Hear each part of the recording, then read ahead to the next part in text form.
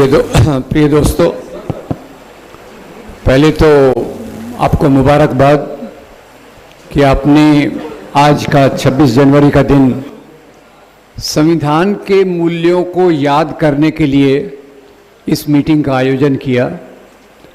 और मैं आपका शुक्रगुजार हूं कि आपने मुझे इस काबिल समझा कि मैं आपके सामने आकर दो कुछ लफ्ज़ कह सकूं। वास्तव में मेरे पहले के वक्ताओं ने संविधान और बाकी मुद्दों के बारे में बहुत अच्छे से बहुत महत्वपूर्ण बातों को बताया है। मैं कोशिश ये करूँगा कि पहले हम ये देखने की कोशिश करें कि संविधान पर जो हमला है वो हमको किस रूप में दिखता है। इन्हें लेख में दिखता है कि यूट्यूब में दिखता है, जाके जाके समाज में संविधान पे हमला हो रहा है, ये आपको और मुझे किस दिखता है, ये पहली बात ये देखेंगे। और दूसरा ये कि वो कौन सी विचारधारा है जो संविधान को ख़त्म करना चाहती है। याद रखिए, मेरे पहले डॉक्टर सलीम साहब ने इसकी तरफ इशारा किया है, बहुत महत्वपूर्ण इशारा किया है। उसको मैं दोहराऊंगा नहीं, केवल दो तीन बातें कहूँगा। ये बात तो पहले कही कि डॉक्टर अंबेडकर, भीमराव बाबा साहब अंबेडकर संविधान सभा के अध्यक्ष थे, राइट। दूसरा, थिप्से साहब ने हमको बताया कि ये नेहरू का आग्रह था कि संविधान सभा के अध्यक्ष अंबेडकर हों। थोड़ी सी बात मैं उसमें जोड़ देता हूँ। नेहरू का ये जो आग्रह था उसके पीछे एक और कारण था, वो था वो व्यक्ति जिसकी पुण्यतिथि 4 दिन के बाद आने वाली है। क्या नाम है उनका? महात्मा गांधी।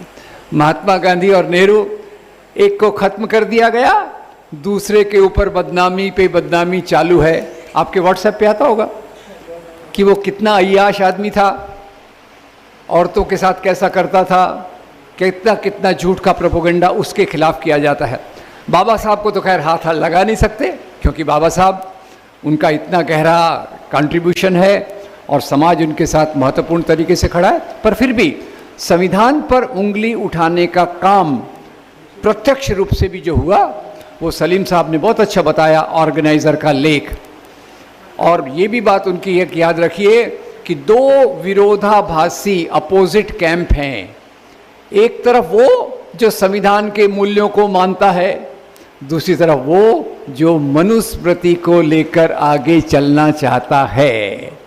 अब संविधान को मैं अपने जीवन में कैसे देखता हूँ? किताब के रूप में बहुत महान है, सबसे बड़ा है, अच्छे से अच्छा है।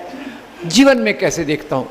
जीवन में मैं उसको देखने के लिए थोड़ा कोशिश करने की कोशिश करूँगा कि ये हमारे समाज में जो पहले हमारी वो जो यंग कॉरपोरेटर लड़की थी, उसने बताया कि 8 साल के पहले हिंदुस्तान में आज़ादी की भावना ज़्यादा थी। सही है, पर उस समय भी काफ़ी समस्या थी। समस्या नहीं थी ऐसी नहीं थी। जो विचारधारा संविधान के मूल्यों के खिलाफ है, वो विचारधारा काफ़ी पुरानी है। और अगर हम थोड़ा समझें कि वो उस विचारधारा का जन्म क्यों हुआ, तो हमको ये भी समझ में आएगा कि उसका मुकाबला हम कैसा कर सकते हैं। किसी भी बीमारी को दूर करना हो तो उसका निदान करना ज़रूरी है। तो आपको इशारों में समझ गया होगा वो कौन सी विचारधारा है जो संविधान के खिलाफ खड़ी है। वो कौन से लोग हैं जो एमपी बनते हैं, मिनिस्टर बनते हैं, प्राइम मिनिस्टर बनते हैं संविधान पर। राजाशाही के एक महान प्रतीक हमारे सामने बैठे हैं।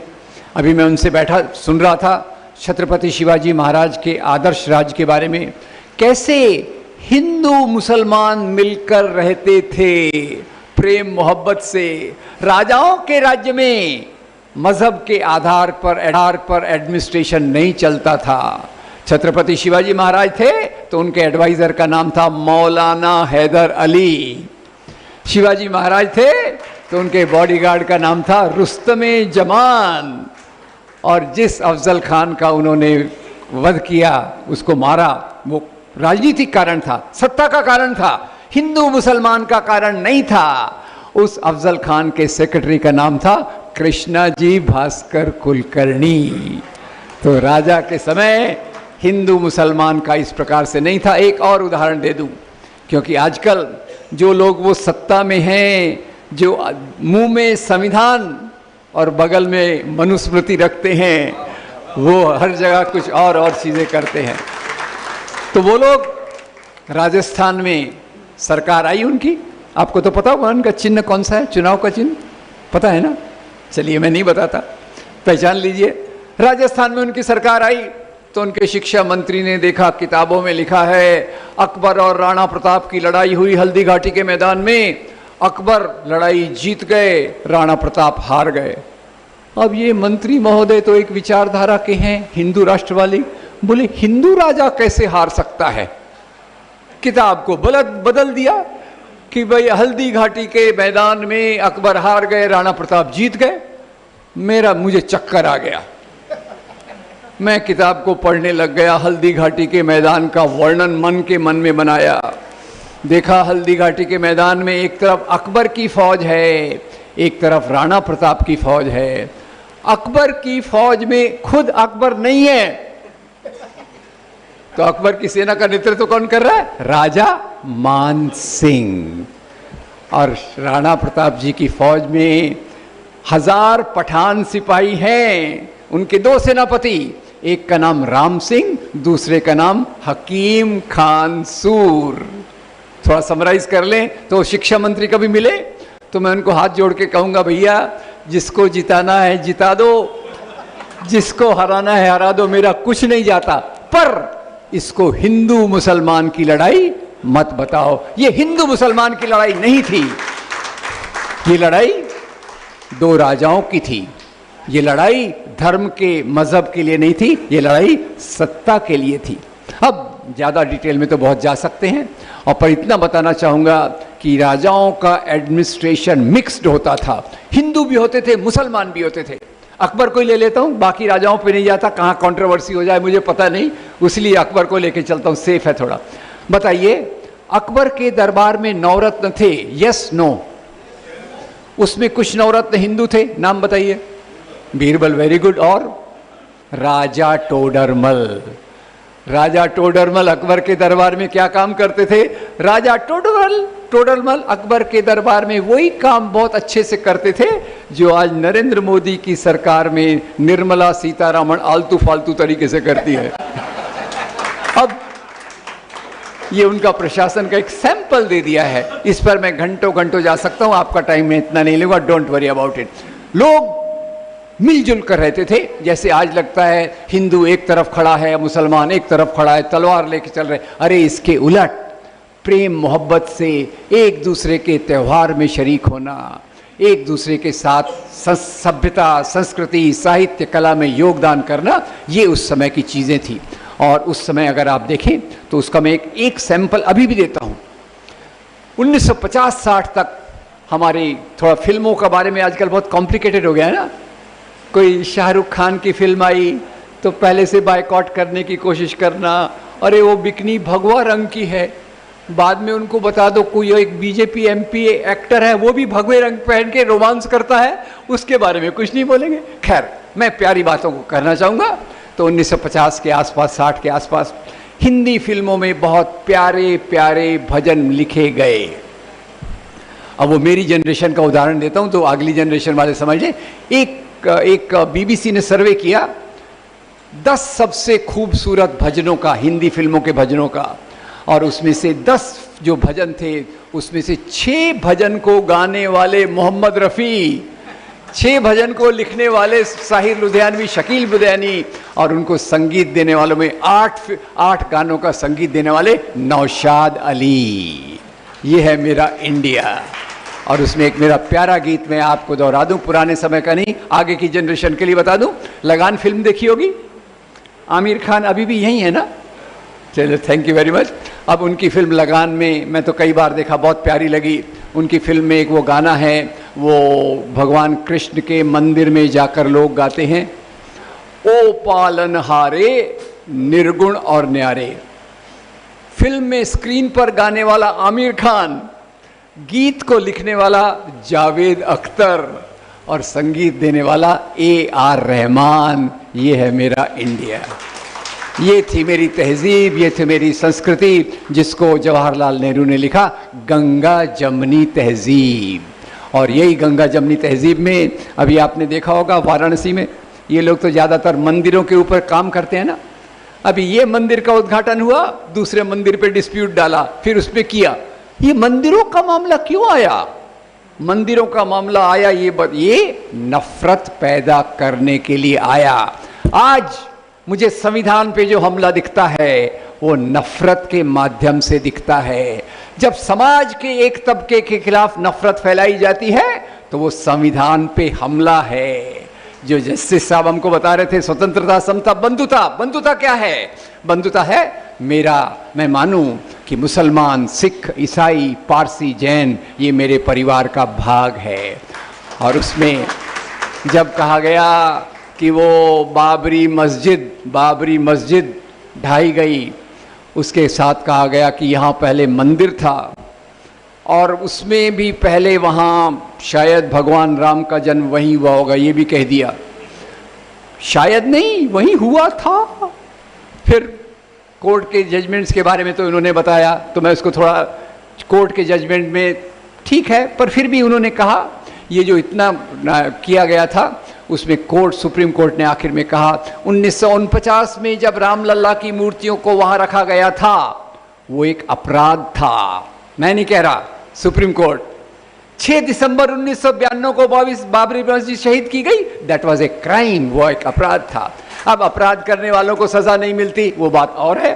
और उसके बाद फिर उन्होंने ये भी बात कही, इस बात का कोई सबूत नहीं है कि वहां मंदिर था, और इस बात का सबूत भी नहीं है कि भगवान राम का जन्म वहीं हुआ था।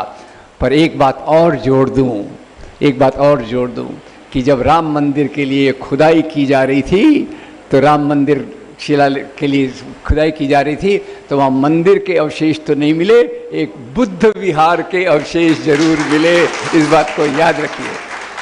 अब ये क्यों किया गया? मंदिर का मुद्दा क्यों उठाया गया? ये इसलिए उठाया गया ताकि कहा जा सके बाबर ने मंदिर तोड़कर मस्जिद बनवाई, इसलिए मुसलमान राजा ये जो हैं ये हमारे मंदिरों को इन्होंने तोड़ा, और उनके खिलाफ नफरत पैदा करने के लिए ये मुद्दा खड़ा किया गया।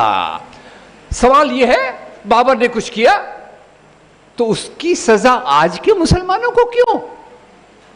ये एक सरल सवाल मैं पूछता हूं।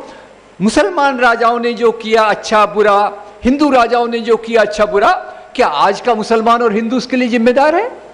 मैं पूछना चाहता हूं, 11वीं शताब्दी कश्मीर में एक राजा हर्षदेव थे, उन्होंने बहुत सारे मंदिरों को तोड़वाया, इसका सबूत मेरे पास है। तो क्या आज हम उसके लिए हिंदुओं को दोषी मानकर उनके खिलाफ कार्रवाई करें? गलत। पर ये जो चीजें यहां लाई गई, मंदिर तोड़े गए, जबरदस्ती धर्मांतरण हुआ, ये क्यों आया इसके बारे ऊपर भी मैं जाता हूं। और जबरदस्ती धर्मांतरण के लिए भी एक उन्होंने बड़ा मजेदार बात कही। वो जो आरएसएस के वो है ना सर संघ चालक, मतलब बयान देते रहते, उन्होंने अभी कहा इस्लाम जो भारत में आया वो 11वीं शताब्दी के बाद मुसलमान राजा लाए। Thank you very much. राजा लोग धर्म नहीं लाते, राजा लोग सत्ता लाते हैं। पर हो सकता है कुछ राजा हो जो अपना धर्म भी ले जाते हैं, और वो एक ही राजा था जिसने अपने धर्म का प्रचार किया था, और उसका नाम आप मुझे बताएंगे। वो धर्म भारत में उत्पन्न हुआ, बाबा साहब आम्बेडकर ने स्वीकार किया, आज दक्षिण एशिया के बहुत सारे देशों में है। वो कौन सा सम्राट था जिसने अपने धर्म को फैलाया? सम्राट अशोक के सिवा किसी राजा ने अपने धर्म का प्रचार प्रसार नहीं किया। और इसीलिए पूछना चाहता हूं, भारत में इस्लाम कैसे आया? क्या मुसलमान राजा लाए? गलत। 7वीं शताब्दी में अरब व्यापारी जब मलाबार तट पर आते थे, अरब देशों से व्यापारी आते थे, मोहम्मद साहब आए, इस्लाम आया, उन्होंने इस्लाम कबूल किया, और मलाबार तट पर जब आते थे व्यापार करने, उनके मेल जोल से भारत के इस्लाम की शुरुआत हुई। तलवार के माध्यम से इस्लाम नहीं फैला, ये बात मैं नहीं कह रहा, ये कह रहे हैं स्वामी विवेकानंद, संकलित रचनाएं खंड 8 330। क्या लिखते हैं? ये कहना बिल्कुल गलत है कि इस्लाम यहां तलवार की नोक पर फैला। जाति व्यवस्था के अत्याचार से बचने के लिए लोगों ने इस्लाम को कबूल किया, स्वामी विवेकानंद। और इन्होंने तो पॉपुलर बना दिया कि भैया मुसलमान राजा घोड़े पर बैठकर आए, एक हाथ में तलवार एक हाथ में कुरान लाए, लोगों को तलवार से डराया कि ये कुरान को स्वीकार कर लो नहीं तो हम तुमको ख़त्म कर देंगे। मैं एक कॉलेज में यही बात बोल रहा था कि लोग ऐसा बोलते, तो कॉलेज में 2-3 थोड़े स्मार्ट लड़के लड़कियां थे, खड़े हो गए, बोले सर अगर मुसलमान राजा के घोड़े पे आ रहा है, एक हाथ में तलवार है एक हाथ में कुरान है, तो घोड़े की लगाम कौन चलाएगा? मैंने कहा ये तो मुझे भी नहीं पता, मैं इसके बारे में सोचूंगा। और अंत में बता दूं, इस्लाम कहता है मजहब के बारे में जोर जबरदस्ती नहीं हो सकती, जो जबरदस्ती से फैलाया जाए वो इस्लाम हो ही नहीं सकता। तो ये नफरत की बातें एक के बाद एक फैलाई गई, और उसमें एक और भी जोड़ दिया गया कि ये मुसलमान, एक मीटिंग में ही गया, मैं बहुत हर जगह बोलता रहता हूँ, एक मीटिंग में गया, पूछ रहा था भाई ये मुसलमानों के बारे में आप क्या सोचते? तो एक सज्जन थे मीटिंग में बैठे हुए, तिलक लगा हुआ था, बहुत दुखी, हताश, निराश दिख रहे थे, खड़े हुए। उनको देख के मुझे भी डिप्रेशन आ गया। मैंने बोला क्या हो गया भाई? बोले देखो ना हमारे हिंदू मेजॉरिटी देश में हम हिंदू कितने हेल्पलेस, असहाय हैं। मैंने कहा क्या हो गया यार? बोले देखो ना हम बेचारे हिंदू, एक ही बीवी, 2 ही बच्चे, वो मुसलमान का देखो क्या मजा ही मजा है, 4 बीवियां, 20 बच्चे। मैंने हाथ जोड़ दिए, मैंने कहा बाबा सेक्स रेशियो 940 है, 1000 पुरुषों के साथ 940 स्त्रियां हैं, तो 4 बीवियां कैसे हो सकती है, इसका मुझे एक आज तक अंदाज नहीं आया। पर खैर ये नफरत फैलाई गई कैसे? अंग्रेजों ने इसकी शुरुआत की। अंग्रेजों ने इसकी शुरुआत की कि उनका एक सिद्धांत है, जो इंपीरियलिस्ट पावर होते हैं, कॉलोनियल पावर होते हैं, उनका सिद्धांत होता है फूट डालो और राज करो। श्रीलंका में भी यही किया, म्यांमार में भी यही किया, भारत पाकिस्तान यूनाइटेड था तो यही किया। और इसके लिए और एक बताऊं कारण उसका, आपको 1857 की क्रांति की याद है? 1857 की क्रांति की चिंगारी किसने लगाई थी? मंगल पांडे। मंगल पांडे के बाद 1857 की लड़ाई का नेतृत्व किसने किया? बहादुर शाह। बहादुर शाह जफर के साथी कौन थे? तात्या साहब टोपे, नाना साहब पेशवा, झांसी की। हिंदू मुसलमान मिलकर अंग्रेजों के खिलाफ लड़े, अंग्रेजों की सत्ता डगमगा गई। उन्होंने कहा अगर हमको यहां राज करना है तो कौन सी नीति लगाना पड़ेगा? फूट डालो और राज करो। इसलिए उन्होंने इतिहास को राजा के धर्म के माध्यम से प्रस्तुत कर दिया। हिंदू राजा वेरी ग्रेट, मुस्लिम राजा वेरी बैड। और वही राजनीति आज तक आगे चलाने वाले सांप्रदायिक लोग हैं। इसके विरोध में गांधी जी हिंद स्वराज में लिखते हैं, कि यहाँ मुसलमान राजाओं के राज्य में हिंदू प्रजा फलती फूलती थी, हिंदू राजाओं के राज्य में मुसलमान प्रजा फलती फूलती थी। और इसी बात को उनके चेले जवाहरलाल नेहरू अपनी किताब डिस्कवरी ऑफ इंडिया में आगे लेकर जाते हैं, और वो कहते हैं भारत की जो सभ्यता, संस्कृति, साहित्य, कला है, ये सभी धर्मों के लोगों के मेल जोल से बनी है। और इसका एक रिकमेंडेशन दे दूं, जवाहरलाल नेहरू की किताब पढ़ सके तो बहुत अच्छा, नहीं तो उस पर एक बहुत प्यारा सीरियल बना है, भारत एक खोज, श्याम बेनेगल का। Don't miss it. अगर आपको समाज में एकता लाना है, संविधान को बचाना है, तो इस प्रकार का प्रचार समाज में होना जरूरी है। खैर, अंग्रेजों के बाद आए, बहुत सारे परिवर्तन भी हुए, पूरा उनका युग काला नहीं था। कुछ अच्छी बातें भी थी, अच्छी बातें भी बताऊंगा मैं। अच्छी बातें ये हुई कि एक तरफ इंडस्ट्रीज आई, एजुकेशन आया, ट्रांसपोर्ट आया, महिलाओं की शिक्षा की शुरुआत हुई। हमारी बातचीत में कास्ट बहुत आ गया, थोड़ा मैं महिलाओं को ले आता हूं। तो एक तरफ आई सावित्रीबाई फुले, उन्होंने लड़कियों के लिए स्कूल खोला, और उनकी स्कूल में पहली टीचर कौन थी, किसी को पता है? फातिमा शेख। सावित्रीबाई फुले के साथ फातिमा शेख, ये है मेरा इंडिया, इसको जरा याद रखिएगा। अब लोग कहते हैं हिंदू वर्सेस मुसलमान, मैं कहता हूं हिंदू और मुसलमान। अब ये औरतें जाती थी लड़कियों के स्कूल में पढ़ाने, तो अपने साथ एक साड़ी एक्स्ट्रा लेकर जाती थी। क्या उनको भी आदत थी कि अपने प्रधानमंत्री जैसे बार बार ड्रेस बदलने की? कारण कुछ और था। कारण क्या था? वो जब स्कूल जाती थी तो लोग बोलते थे ये तो हमारे धर्म के खिलाफ है, ये हमारे मजहब के खिलाफ है। उन पर कीचड़, गोबर, पत्थर डाला जाता था और उसके कारण वो दूसरे कपड़े लेके जाती थी। ऐसे नहीं कि उनके साथ एक सेक्रेटरी चल रहा है, 5 ड्रेस लेके 3-3 घंटे में ड्रेस बदलना है, राम मंदिर का उद्घाटन करना है, अभी डुबकी लगाना है तो अलग कपड़ा, और मंदिर के अंदर बैठ के पूजा करना है तो अलग कपड़ा, भाषण देना है तो अलग कपड़े। खैर, ये अलग मामला है। तो ये एक तरफ स्त्रियों की शिक्षा आई, दूसरी तरफ आधुनिक एजुकेशन आया। यहाँ याद रखिए, फुले, महात्मा ज्योतिराव फुले, मैकॉले ने शिक्षा लाई, आज उसकी भी आलोचना हो रही है, पर ज्योतिराव फुले इस समाज तक शिक्षा ले गए जो शिक्षा से वंचित था। उन्होंने दलित समाज को कहा, क्यों आप धर्म ग्रंथों के पीछे पड़े हो, आप आधुनिक शिक्षा को ग्रहण कीजिए, एक्सेप्ट मॉडर्न एजुकेशन, ये आपकी मुक्ति का रास्ता होगा। और यहाँ से समाज में बदलाव आना चालू हुआ। अब ये समाज जब बदलने लग गया, दलितों के बीच में चेतना आने लग गई, स्त्रियां जागरूक होने लग गई, तो जो पुराने वर्ग के लोग थे, मनुस्मृति के फॉलोअर, वो क्या बहुत खुश होंगे? गलत। उनकी रातों की नींद उड़ गई और इसलिए उनका पहला प्रतिनिधित्व सावरकर के रूप में आया कि वेदों के बाद मनुस्मृति हमारा सबसे पवित्र ग्रंथ है। और 1925 में फिर एक और संगठन बना। तो 2 प्रकार के संगठन बने, एक मुस्लिम राष्ट्र, 3 राष्ट्रवाद, ख्याल कीजिए, मुस्लिम राष्ट्रवाद मोहम्मद अली जिन्ना, हिंदू राष्ट्रवाद सावरकर एंड कंपनी, और इसी सावरकर एंड कंपनी का साथ देने के लिए एक और राष्ट्रवाद 1925 में जन्म में आया। और इसका नाम आप मुझे बताएंगे? अरे आपने पहले ही बता दिया, नहीं तो मैं आपको हिंट देने वाला था कि जो पहले हाफ पैंट पहनते थे आजकल फुल पैंट पहनते हैं। Anyway, thank you very much. अब इन्होंने शुरुआत से की कि प्राचीन काल स्वर्णिम युग था, हिंदू राष्ट्र था सदियों से। अब उन्होंने ना तो वो तो डार्विन की थ्योरी को एक्सेप्ट ही नहीं करते, क्योंकि पहले तो हमारे पूर्वज, मैं बंदर तक नहीं जाता पर उसके आगे भी जाओ तो पहले हंटर फूड गैदरर, शिकार करते थे, खेती करते थे, राजाशाही थी।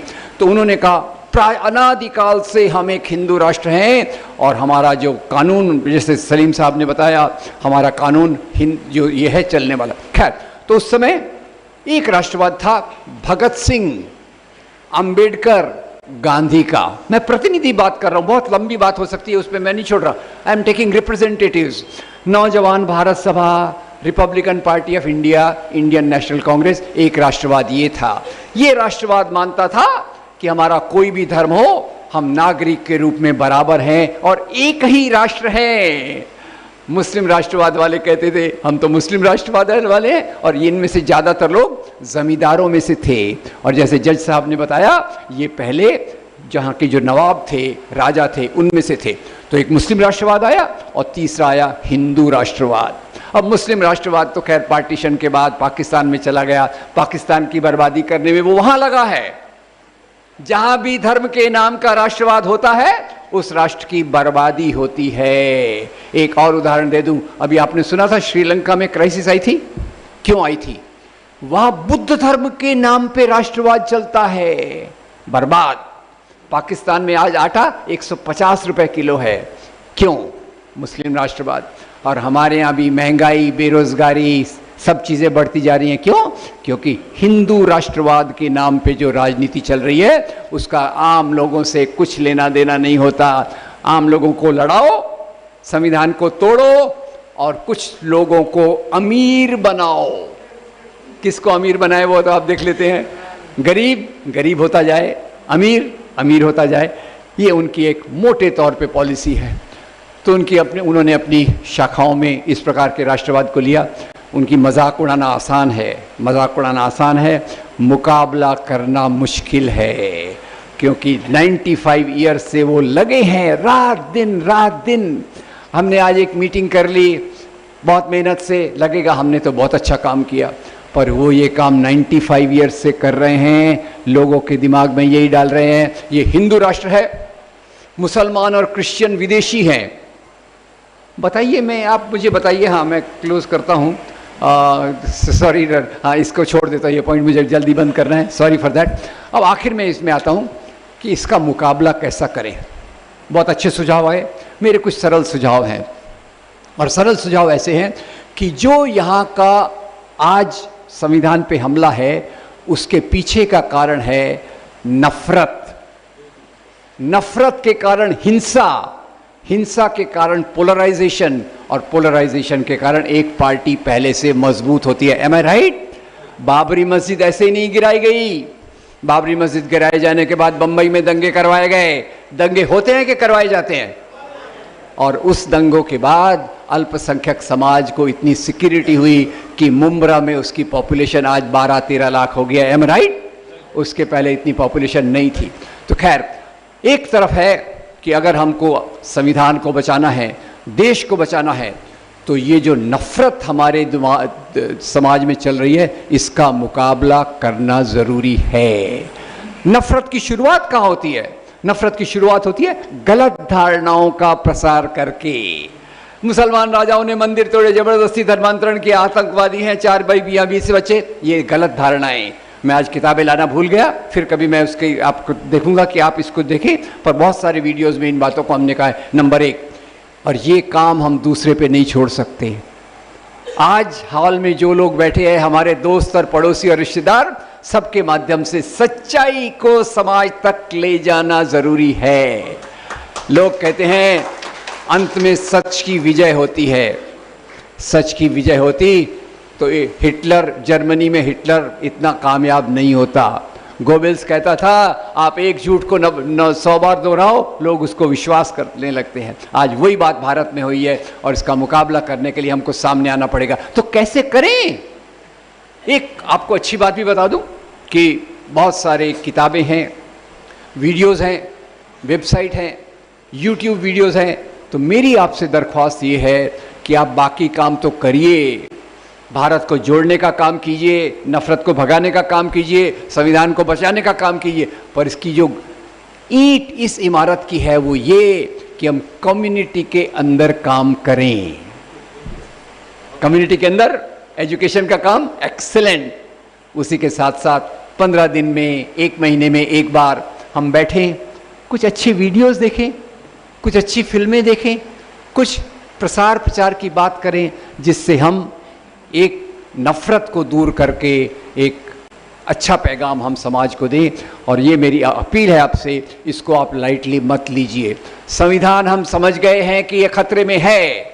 अब ये समझिए कि संविधान को बचाने का रास्ता कम्युनिटी के बीच में काम करके है, और वो कम्युनिटी के बीच में काम करने का काम हम सब का है। अगर हम सब अपने जीवन का 5%, 10% अपने काम के साथ सच्चाई को समाज तक पहुंचाने के लिए करेंगे, तो मुझे निश्चय है कि हम देश को भी बचाएंगे, संविधान को बचाएंगे और समाज की प्रगति कर सकेंगे। Thank you very much.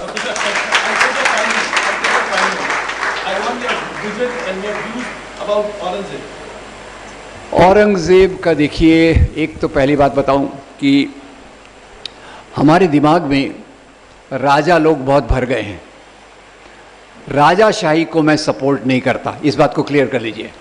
Hindu राजा हो, मुसलमान राजा हो, जैसे आज हमारा संविधान है, अगर ठीक से चले तो कानून बनाने वाली एक संस्था है, राज्य चलाने वाले दूसरे लोग हैं, और संविधान बचाने वाले तीसरे लोग हैं। राजा के समय में वो राजा ही कानून बनाता था, राजा ही सरकार चलाता था, और राजा ही उस पर फैसला देता था। तो राजाशाही का मैं पुरस्कार नहीं करता।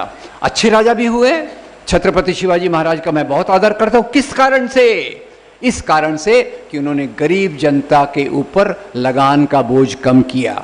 अब औरंगजेब के बारे में मैं सच बात कहूँ तो ये है कि उन्होंने कभी मज़हब के आधार पे हिंदुओं के खिलाफ अत्याचार नहीं किया, ये मैं पूरी जिम्मेदारी के साथ कह रहा हूँ। कुछ उदाहरण हैं, हारे हुए राजाओं को उन्होंने कहा तुम इस्लाम स्वीकार करो, हारे हुए राजाओं का अपमान करने के लिए, इसके कारण इस्लाम नहीं फैला। औरंगजेब ने 50 साल तक यहाँ राज किया, करीब 50 साल तक। उसके दौरान मुसलमानों की परसेंटेज कोई बढ़ी नहीं थी। और उसकी अच्छी बात कहना चाहूँ तो ये, औरंगजेब ने भारत के जीडीपी को दुनिया के जीडीपी का 23% ले आया।